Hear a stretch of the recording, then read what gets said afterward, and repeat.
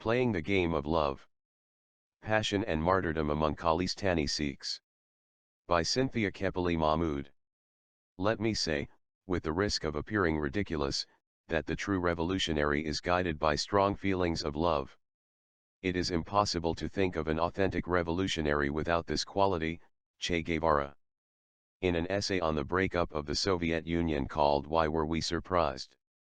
W. R. Connor proposes that the realist model of politics long dominant in the West was, in fact, highly unreal in that it neglected what he calls the passions of ethnic and religious loyalties, affirmations of cultural identities, and yearnings for a moral state. This was not the first time Western social science had failed to predict a major socio-political upheaval. The overthrow of the Shah of Iran comes to mind, for example, and only now is it dawning on theorists across the disciplines, that something must be wrong with the way we have traditionally done business. Martyrdom, as often a matter of passion as of rational calculation, is part of this radical re-evaluation of what matters in the realm of politics. Always enigmatic, usually frightening, martyrs intrigue and repel us in their refusal to play by the rules that most of us live by.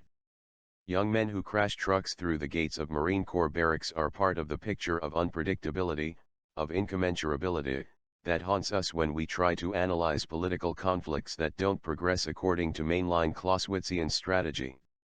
The government of India currently claims to have contained the Sikh militant movement aimed at the creation of a sovereign state of Khalistan in Punjab. Though the abuses that occurred during this containment were widely condemned by human rights groups such as Asia Watch 1991, Amnesty International 1992, Human Rights Watch, Physicians for Human Rights 1994, it is clear that a situation of quiet now obtains in Punjab, where farmers are back in their fields, shopkeepers in their shops, children at schools, and so on. The militants, imagined as criminals, extremists, and terrorists, are marginalized in current Indian portrayals of Punjab. Indeed, the way things now look, it seems difficult to remember that just a few years ago, they were virtually in control of the state, their separatist aspirations a serious threat to the integrity of India. However, this picture, as Joyce Pettigrew notes, is a highly superficial one. It fails to take into account the issues that prompted the militant uprising in the first place, and fails to consider the passions that continue to animate the militants, now in exile, in hiding, or beneath the mask of that farmer in his field who smiles on the nightly news. I propose here to talk about matters of passion, always a problem for academics who easily turn questions of faith into questions of psychology, philosophical stances into cultural traditions, and assertions of dignity into political movements. These frames of discourse are more graspable in terms of the rationality we continue to hope runs the world, and, in being graspable, appear controllable also. Hannah Arendt, in her calculated use of the concept of evil in exploring the dynamics of genocide, was trying to push the terms of analysis to this other insistent level, and this is why her work continues to intrigue, despite myriad empirical and political criticisms of it. We sense that there is something more going on, when humans put other humans into gas ovens, or light themselves on fire. The Enlightenment dream behind both academia and politics stumbles against it, flails out in frustration, throws up words like terrorism that obscure more than they reveal, and eventually resorts to talk of psychopathology. One can't be a human being and do things like that. Agreeing with J.R. Corbin that human violence is in fact mostly conceptual, not meaningless, customary, or blind, I spent the past 3 years researching the conceptual order of expatriate Khalistani Sikhs, conducting about 30 extensive interviews with militants, in 8 cities across the US and Canada. Some of the people with whom I talked reside in those cities, while others traveled there for the purpose of the interview. I stayed in Sikh homes, spoke in gurudwaras, and attended meetings of various kinds of Sikh organizations. My interlocutors in this project have been on both the receiving and the initiating ends of acts of violence in Punjab, and I hope to learn from them what makes the courage of Sikh soldiers, the envy of the military world, and the determination of Sikh terrorists, the nightmare of the modern state of India. The potency of massacres. During the first week of June 1984, the Indian Armed Forces launched a massive assault on the Golden Temple complex in Amritsar, the sacred heart of the Sikh religion, and the temporal center of the Sikh people. Indicative of Sikhism's welding together of spiritual and political matters, the Golden Temple complex contains both the Hari Mandir Sahib, the holiest shrine, and the Akal Takht, the throne from which worldly decisions are made. The gold leaf of the Hari Mandir Sahib, and the vaulted domes of the Akal Takht, mirror and amplify each other, nested amongst a concert of smaller buildings, including rest houses for visiting pilgrims, offices of various Sikh organizations, and the Sikh Reference Library. The reason why the Government of India ordered the attack on the Golden Temple complex in June 1984, was to flush out a band of armed militants led by Sant Jarnail Singh Bhindranwala, who as head of a key Sikh seminary, gave voice to not only a string of economic and political grievances, but also to the sense that Sikhism as a religion was threatened by encroaching Hinduism. A generally overlooked aspect of the assault on the complex is the great discrepancy between government rhetoric about Bhindranwala and his group, and the actual seriousness with which the attack was carried out. In the months preceding Operation Blue Star, as the army assault was called, the militants were routinely described as a small band of criminals with no popular support, extremists who were as despised by the mass of Sikhs as they were by the rest of India. They were not portrayed as spearheading any kind of a serious movement, or representing any serious political threat. Thus people were all the more shocked when it became clear, after the media blackout during the military operation against Bhindranwala, that it had taken not only crack ground forces but even tanks to subdue him. What kind of criminal was it who could inflict so many casualties on highly trained troops of the Indian Army? Even Lieutenant General K.S. Brar, in command of the assault, remarked that the militants had fought far harder, better, and longer than anybody had expected. This making light of militants, while at the same time launching large-scale offensives against them, is not restricted to Punjab, but is characteristic of government responses to insurgency. For example, Egypt's President Hosni Mubarak recently referred to Islamic militants as belly dancers and drummers from the slums, while keeping some 20,000 of them in prison. Making light of criminalizing, psychologizing, and otherwise peripheralizing such movements, is obviously part of a strategy of domination. It is wholly logical that a government wishing to retain its power, would not want to accord legitimacy to those hoping to overthrow it. But the divergence between public rhetoric and actual operations does more than make a government look duplicitous. It pushes those whose credibility as political actors is being undermined to further demonstrations of strength, to further proofs that one is, in fact, more than a drummer from the slums. In the space created by insult, the most dramatic actions, violent actions, are experienced by perpetrators as simple reclamations of dignity. What people heard from government sources after Operation Blue Star, was that the band of extremists who had illegitimately taken over the Golden Temple complex, had been effectively subdued in a successful military operation that was carried out with full respect for Sikh religious sentiments.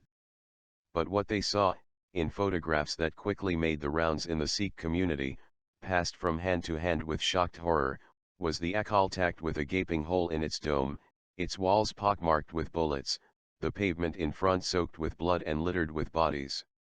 The Sikh Reference Library, containing irreplaceable manuscripts and copies of the Sikh holy book, had burned to the ground. However, with all of this physical destruction, I suggest that it was the Indian government's continuing denial of substantial harm, that was in a way the most psychologically damaging aspect of the entire event. Sikhs felt they were not being taken seriously, and their militancy, then nascent, got an enormous boost. Sikh militants would force the government to take them seriously, to pay attention. India and the world were brought to rapt attention, when two Sikhs assassinated Prime Minister Indira Gandhi, 5 months after Operation Blue Star. The post-assassination backlash against the Sikhs brought another shock. Hindu mobs, ignored by and in some cases it seems led by police, slaughtered some 3,000 to 6,000 Sikhs in cities across India. People started using the word Holocaust or Galogara, to describe what was happening, a term that hadn't been applied since Ahmed Shah Abdali's invasion of Punjab centuries before. And again, ridicule. Sikh bodies, shaking as they burned in the streets of Delhi, were said to be dancing the Bhangra, a Punjabi folk dance. As one woman described it, it was not only the sight of humans on fire that was horrific, but the terrible asynchrony of this vision, with ongoing radio commentary that was painting a wildly different picture. Was one going crazy? One doubted one's own perceptions. Against this kind of ambiguity, the strong assertions of the militants must have come as a kind of relief to the housewife mentioned above. Whatever else they might have done with which one disagreed, in a field of outright lies and propaganda, they were calling it as many people in fact witnessed it. The Golden Temple complex was heavily damaged, thousands of people did burn in the streets, the police did look the other way. Human rights organizations in India, with great courage, investigated all of these things, but their reports were not as accessible to the masses of uneducated Sikhs, as the house-to-house, village-to-village campaigns of the militants. People had a sense of homecoming when they embraced the militancy, able then to reject government rhetoric as enemy rhetoric, and to cease the constant attempt to reconcile what they heard with what they knew. In an atmosphere of deceit and denial, the massacres surrounding the assault on the Golden Temple complex, and following the assassination of Indira Gandhi, seem in themselves to be assertions of truth. Massacre art, in particular showing the torn, broken, and seeping bodies lying before the Akal Takht, was distributed and hung in Sikh homes. In their very gruesomeness, these paintings, drawings, and photos assert themselves in a room, they are impossible to ignore, and intrude in conversation, meditation, and everyday activities. Their potency derives only in part from their blood, it derives also from their unwillingness to be masked, covered, or distorted. The slaughter is there for all to see, whatever statistics are released or policies promulgated. Hanging such a painting in one's home is therefore, a continuing assertion of the unsuppressible quality of truth, a truth which, in the vision of the militants, is worth killing and dying for. Martyrdom and truth. Bhindranwala, embattled with his core group of dedicated militants in the Akal Takht in June 1984, had the chance to escape, but didn't take it. Though in fact the majority of the militants, who were defending the Takht, did leave by a back route before the final onslaught, some 35 remained until the bitter end, when they were all killed. Bhindranwala is said to have compared himself to a historical hero of the Sikhs, Baba Deep Singh, who lost his head in battle with the Afghans, but who is believed by religious Sikhs to have carried it in his hands, to lay it down at the Golden Temple complex.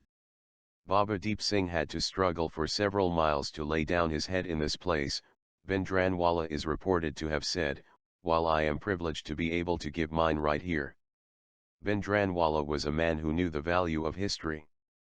He carried a silver arrow around with him, symbol of the last Sikh Guru, and talked about the current opposition to the Indian government in the same terms as historical Sikh struggles against Afghans and Mughals.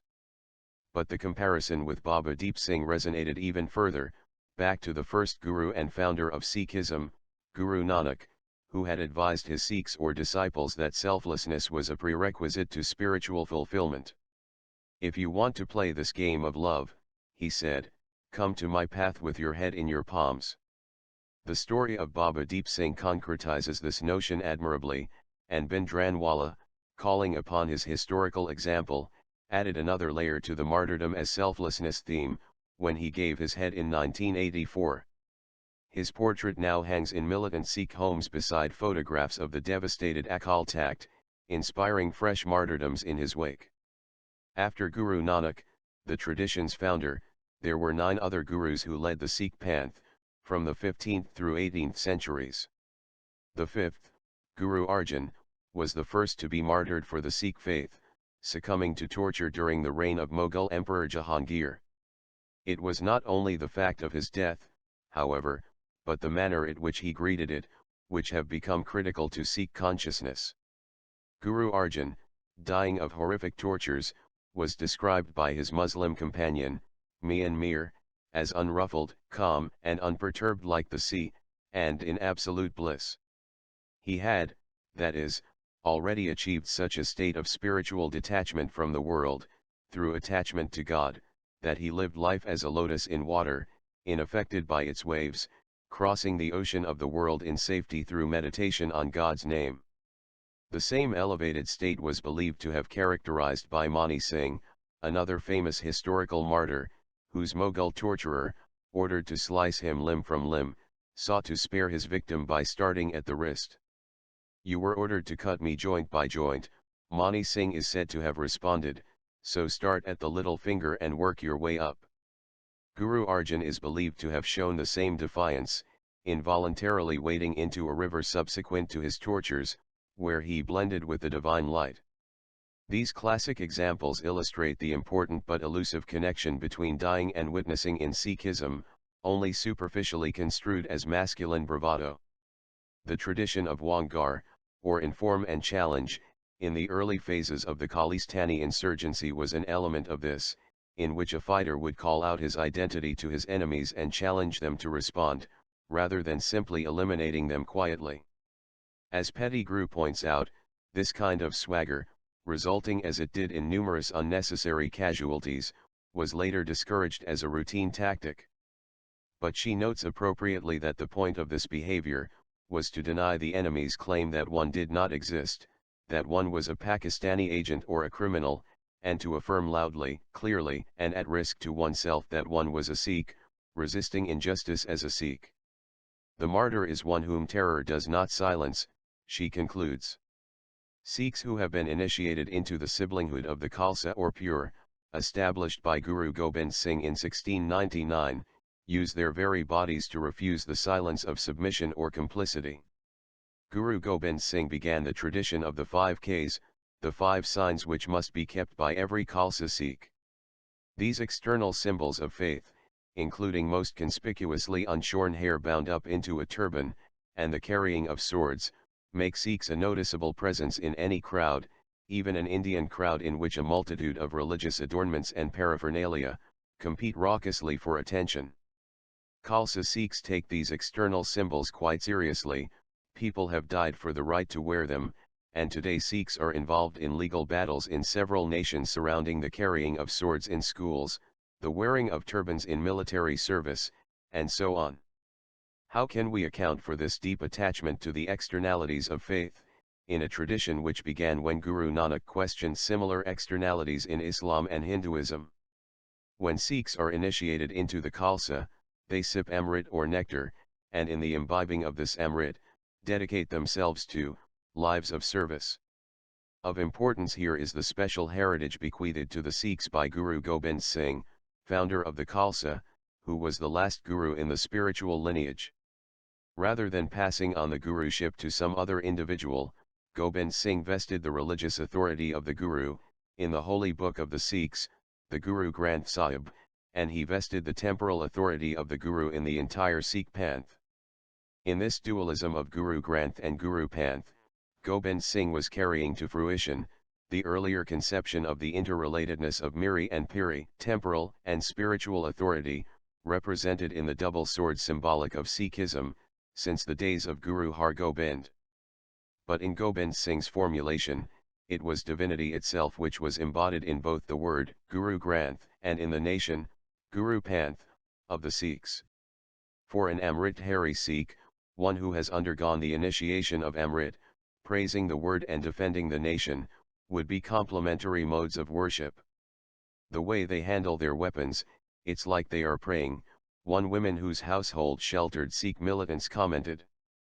Frightening as this image may be to the secular West, it is entirely in line with Khalsa Sikh tradition. The Amrit-Hari Sikh, having committed him or herself to both Granth and Panth, is in a sense already a martyr.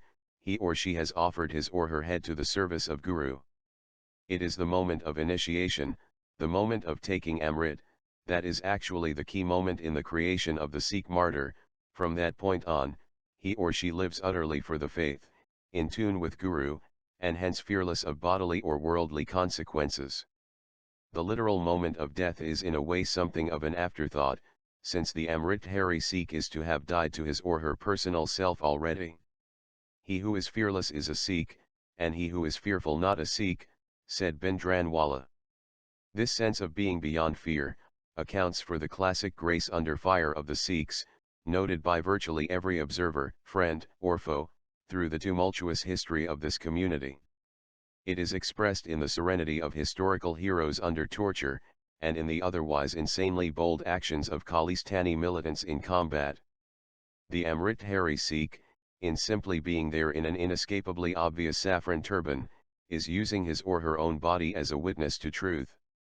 In this perpetual challenge, Amritdhari Sikhs are particularly unnerving to governments trying to control them, as stated explicitly in the Indian Army's newsletter just after the 1984 events, in which Amritdhari Sikhs are declared outright to be dangerous. The 5Ks, as symbols of truth in which people have invested their very lives, become then critical aspects of witness. Relinquishing them under any circumstances appears to Amritdhari Sikhs as unforgivable capitulation. And insults to the 5Ks, a common experience of Khalistani Sikhs in custody, are unerasable components of militant consciousness. Truth is pure steel, the Guru Granth Sahib advises, and Amritdhari Sikhs remember this through the steel wristbands they keep on their right arms at all times. They might die, but they will die as Sikhs, standing up for truth as they know it, fearless. As Paulo Freire commented about the death of Tiradentes, they could quarter his body, but they could not erase his witness. Khalsa Sikhs would understand this sentiment implicitly. And in a climate in which, as described in the first section of this paper, the lives and deaths of Sikhs seem not to be taken seriously, the image of the Sikh militant, defiantly and seriously present, is an appealing one indeed. It is not surprising that it garnered so much ready, if covered, support. In his or her very undeniability and unignorability, the Amritdhari Sikh gave expression to a population whose realities had come to be denied and ignored. Death in battle is even welcomed, sometimes positively embraced, as a loss for the individual that paradoxically becomes a victory for the community. A ditty about a Mughal oppressor goes, "Mere Manu is our sickle, we the fodder for him to mow, the more he reaps, the more we grow." Robin Jeffrey, commenting a bit cynically on the Sikh rhetoric of martyrdom, writes that no Sikh ever dies or is killed. Sikhs slaughter their enemies, but they themselves attain martyrdom, or sacrifice their lives. In other words, Sikhs perceive themselves as always in control of their destinies, even in the face of death, that one thing that overcomes any human attempt to control. A major task of a human being is then, in a way, to figure out how to die meaningfully. Sikhs are joyous about martyrdom, because it represents the liberation of utter control over fate. To maintain such a stance, which flies against our entire biological heritage, is not an easy thing. Anybody involved in persuading human beings to sacrifice their lives, e.g., a military commander, has to find a way to overcome the basic impulse to self-preservation, not only at the moment of recruitment, but in the heat of battle also. In the Vietnam debacle, the U.S. military establishment found itself in many cases inadequate to this task, on the levels both of recruiting and combat performance. Militant Sikhs, however, have three major means by which an attitude of heroic devotion is sustained. First, the constancy of meditation and prayer, in the lives of Sikhs. Second, the relative insulation of the militant community from the surrounding society, particularly overseas. And third, the perception of the present as but an echo and repetition of the past, which pushes Sikhs to live up to the heroic models of history, and to devote their individual lives to their faith in the evanescent present. We have seen that meditation and prayer occupy a large part of the waking hours of top militants, many of whom pray 20 hours a day. I have heard one terrorism expert comment that these practices put Sikhs in a hypnotic state, in which they are hypersuggestible, a variant of the brainwashing theory, by which groups we don't approve of are regularly dismissed. Although the psychology, and perhaps the neurology, of meditative states is no doubt relevant here, it doesn't help us much in understanding how Sikhs themselves comprehend the meditation experience. It is at once a union with the transcendent, and a rigorous personal discipline, both of which are important components of the head-in-hands humility, including readiness to die, that characterizes the devout Sikh. Deep identification with a spirit beyond oneself, to the point of virtually eradicating self-awareness, provides the sense of refreshment and refuge that Sikhs find in meditative prayer. The discipline of the prayer regimen, alternatively builds the will, that is necessary to overcome all the instincts of flight and preservation. Sikhs choose to engage in these meditative activities, knowing and aiming for the results that are obtained. In the fact of this choice, lies the negligibility of theories about brainwashing. The effects may be similar, but the motivation to achieve them comes from elsewhere. Bhindranwala instructed his followers outright, "You cannot have courage without reading Guru Bani. Only the Bani reader can suffer torture, and be capable of feats of strength." Martyrdom and love.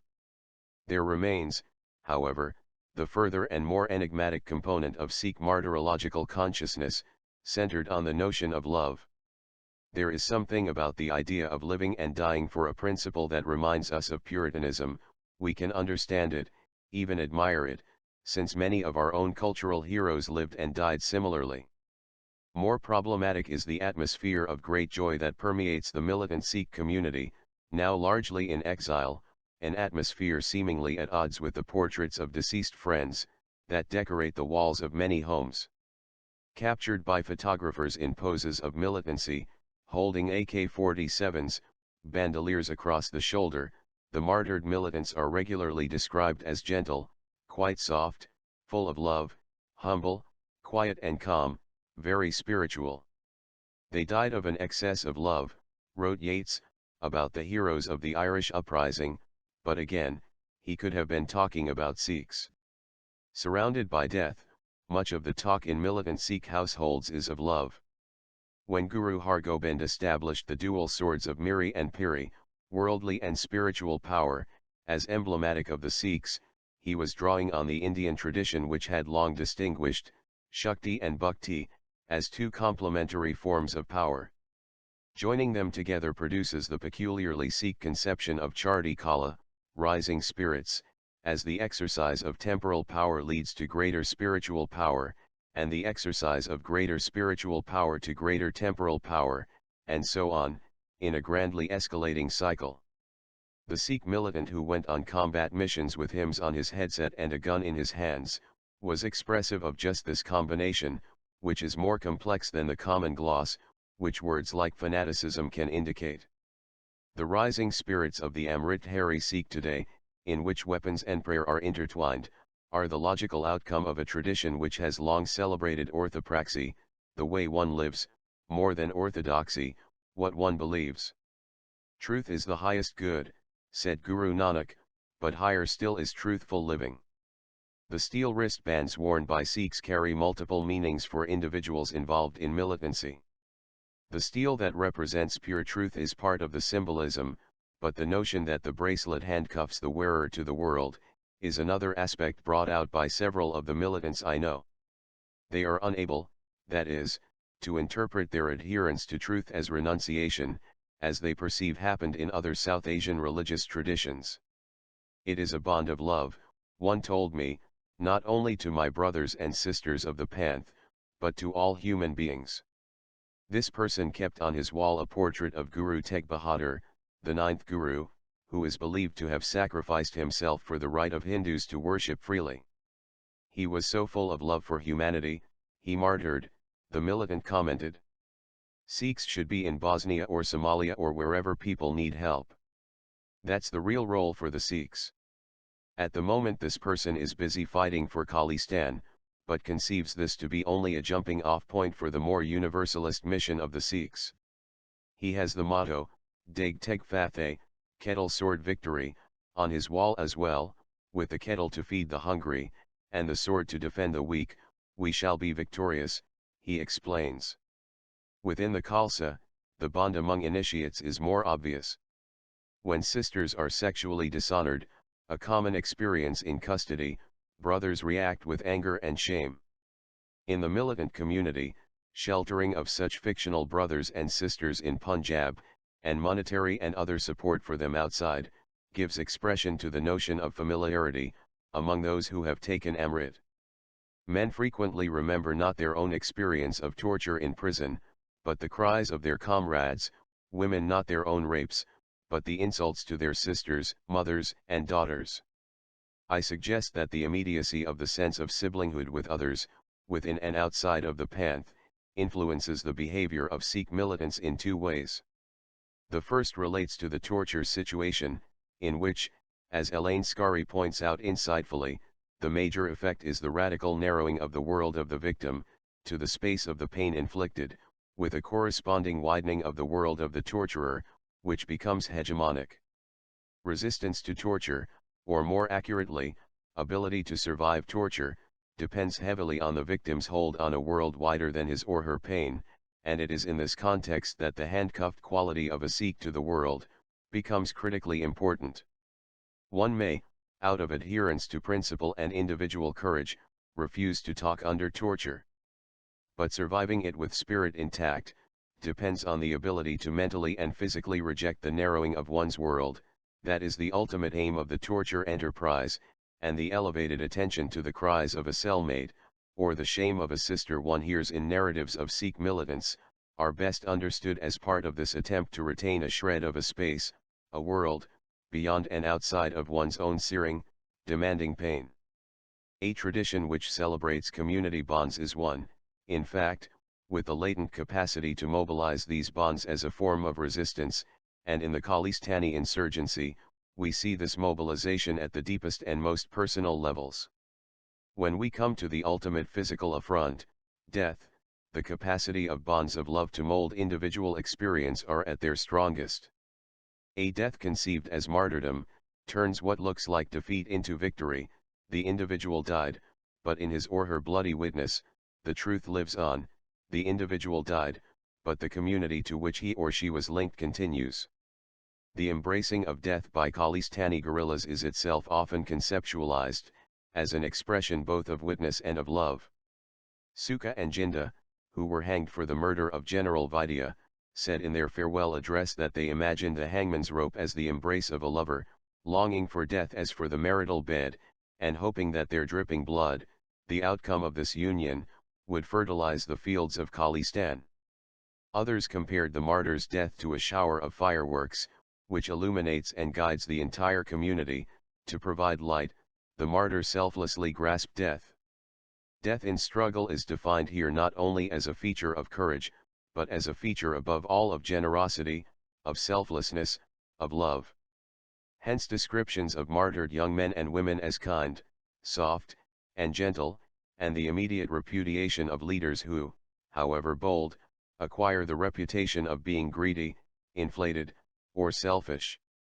The Sikh who plays Nanak's game with head in hands, is, I suspect, the true revolutionary of Che Guevara, who as quoted above, feared being thought ridiculous as he commented about the spirit of love, that infused the insurgents he knew. Unlike Islam, a religious tradition with an equally prominent tradition of martyrdom, Sikhs who die in battle do not look forward to an eternal life in paradise. Though some elements of reincarnation have crept into Sikh popular religion, on the whole this is a tradition, nearly wholly concerned with this life as the only life there is. Resistance to injustice is an existential stance, as something one does as a mode of worship, with no other necessary aim than the fact of resistance itself. I resist, therefore I am, wrote Albert Camus. One doesn't expect to get something out of it, either for oneself, or even for one's movement. One engineering student who was part of the Bidar massacre in the late 1980s, explained that he had been far removed from his Sikh origins until, as a Hindu mob bore down on the temple in which the students had taken refuge, someone handed him a kirpan, the sword or dagger carried by Amritdhari Sikhs. What was I supposed to do with a kirpan, he recounted. But I kind of held it out in front of me and somehow I suddenly felt like a real Sikh. In that gesture, I knew what being a Sikh meant. I didn't know if we would get out of there, or if I would actually kill anybody, but just the feel of that dagger made me realize my faith. Although Sikh history contains ample elements of both resistance to power and complicity with power, it is in postures of resistance that Amritdhari Sikhs today feel most fully at home, most fully Sikh. The essentially non-instrumental quality of Sikh resistance, its basic independence from rationally strategic political or military goals, is what enables the continuing florescence of militancy, despite the low probability of its immediate success. Leaders who accept the rationalistic criticism that this strain in Sikhism may attract recruits and may foster extraordinary bravery, but is in the end non-productive, in that it produces more martyrs than survivors, face an uphill battle in convincing the many enthusiastic fighters they command, that the effects, not just the process, of militant actions are critical to the eventual success of the campaign. In the Buddhist tradition, a distinction was traditionally made between nirvana, or enlightenment, as a state of mind, and the nibbudha person, the person who is cooled of desires and attachments. Applying this analytical framework to Sikhism, it is clear that it is the active mode, the adjectival understanding of enlightenment, that would resonate with Sikh experience. The central concept here is the Gurumukh, the guru-oriented person, one liberated from all selfish attachments and entirely in tune with a larger reality. The fact that the nibbudha person in Buddhism was also classically tied to the ideal of loving compassion for all beings, also compares usefully to the Gurumukh, who in his very unselfishness is filled with love for all. Ready to face his own mortality without equivocation, because he is already unattached to the narrow self that fears it, his courage in the military sense, is of one piece with his love for the world. Sukha and Jinda also expounded poetically on their love not only for people, but for the entire universe in their famous farewell letter. "We are not touched even a bit by hatred for the people of India," they wrote. "Not only to embrace our people, we are restless to embrace all of the earth and sky. We intoxicatingly remember the entire cosmos, and worship the life that vibrates in it." Despite the many occasions in which Sikh militants saved one another's lives, they typically talk about these episodes without the heightened sense of drama such stories would usually provoke in the Western military tradition. Rather, they are narrated in quite matter-of-fact tones. X stayed behind, so that Y and I could go on with the second part of our mission. Since X, Y, and Z were already walking around in a state of total dedication, of already presumed martyrdom, the actual embrace of death by X is a matter of personal sorrow, of course, but not of radical heroism. All are perceived as heroic. What seems a cold-blooded recollection of the demise of a friend, the kind of hyper-rationality that many fear characterizes terrorists, is in fact a phenomenon of an entirely different order. We need to understand philosophy behind it, to comprehend in human terms what Sikh militancy is all about. The friends were in love with each other, a commonly used phrase to describe comradely bonds, but felt more strongly their commonly commitment to the cause, than their selfish attachments to each other as individuals. Their efforts on behalf of their broader love for Guru, for Sikhi, were what was being narrated above, not their narrower and more selfish love for each other as friends. Life as a game of love means life unafraid of death, for oneself or for others. The very natural assumption that a military enemy thinks like oneself, has been challenged by anthropologists from Ruth Benedict onward. When The Chrysanthemum and the Sword came out in 1946, despite its various failings, it became clear that the Japanese enemy did not conceptualize the war effort in anything like the way the Allies did. The cultural context of fighting, and certainly the cultural context of dying, was radically different. It took a suspension of Western preconceptions about violence, to comprehend what was going on with kamikazes, for example. The fact is that despite the entangled rhetoric of sports and wars in the West, particularly in the United States, the two endeavors are wildly different. In war the opposing teams have not really agreed on the basic rules, Geneva Convention, war crimes trials, and so on notwithstanding. This disjunction is especially true, of course, of guerrilla wars. In a war of resistance, rejection of the rules of the dominant power, is in itself a part of the struggle against its hegemonic control.